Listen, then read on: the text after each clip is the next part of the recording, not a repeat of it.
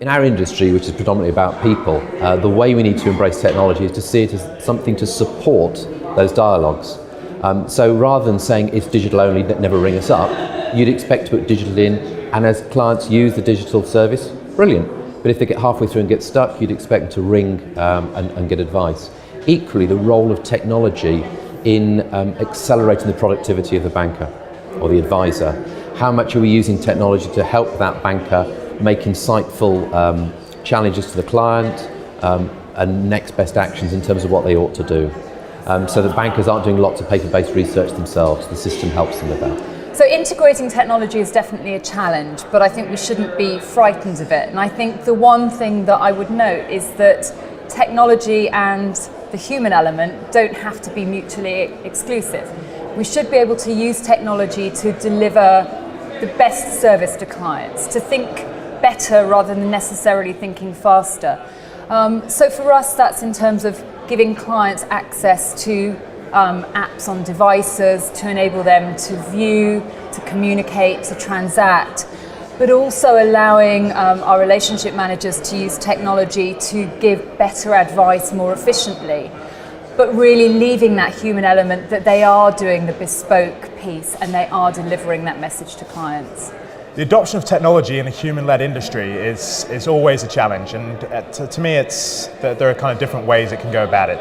If you want to adopt technology, you need to empower and make sure the relationship managers, the advisors, are all brought into the process, and they see it as complementary to what they do rather than a competition.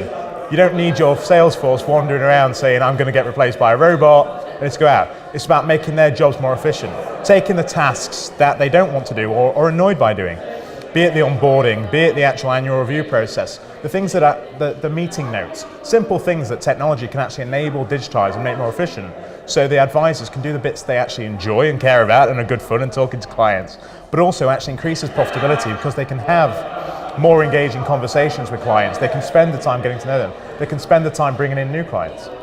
In order for us to be able to adopt the technology in what today for us is a human-based industry, we've got to have some very sophisticated technology that is easy to use. I don't think we're ever going to get away from people needing to speak to someone when they're dealing with serious matters of finance. But we can use technology to help that as well. Skype or other type of video calls I think will become important to save our customers from coming to see us or us having to go and see them. So I think we can use that technology to help us with the face-to-face aspects of the business. I think we're probably the first, second generation of what we are seeing are services that are being provided in a tech space.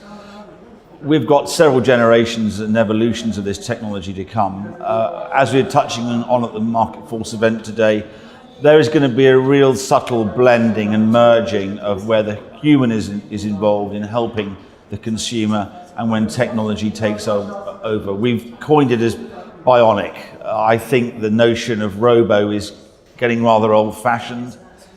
We need to move into a vision that the hybrid advice model, where really it becomes almost subliminal to the user, that tech is helping them. They're actually talking to a wealth manager. So I think the technology adoption question is a perennial challenge. As an industry, we're slow. That's come up several times. I think we're slow for a lot of reasons. We're slow because of just a lot of legacy systems. I think we're slow because there's a perception that clients don't want it. There's a history of our clients being sort of on the older side of the spectrum and in theory not wanting to engage in it. But I think we're all seeing that that's just not right, or at least it's not going to work in the future. Here, smaller firms and newer firms have an advantage because they don't have all the legacy issues. It becomes more cost effective to more quickly try and dive into making those changes. So there's a bit of an advantage. Whereas actually some of the bigger firms have a capital advantage, right? I think the big change is going to come hopefully in the next couple of years. There was a conversation earlier about how much capital is being deployed on a digital or systems basis just for the requirements, just for basic remediation, for regulatory required things. And as you hopefully start to crest that and start to have sort of more discretionary spend around doing things that are more for client outcome, even more for business efficiency, hopefully you'll see an unlocking of both innovation and capital to accelerate from where kind of the behind position that we're in.